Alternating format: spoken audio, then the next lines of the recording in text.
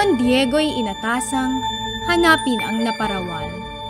Ang prinsipe di sumuway at noon di nagpaalam. Hindi niya nalalamang siya pala'y nakadatal. Sa tabor na sadyang pakay, tikit ay di ano lamang. Noon niya napagmalas ang puno ng Piedras Platas. Dahot sangay kumikintab, ginto pati mga ugat. Nang ang gabi lumalim na, kalangitan ay maaya.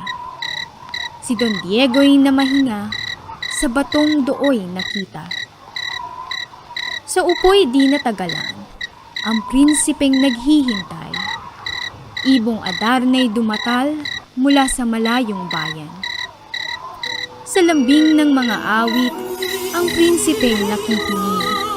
Mga matay napapikit, nakalimot sa daigdig. Matapos ang pagkukoplas, ang Adarna ay nagbawas.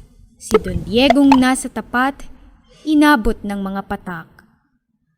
Katulad din ni Don Pedro, siya'y biglang naging bato. Magkatabi at animoy, mga puntod na may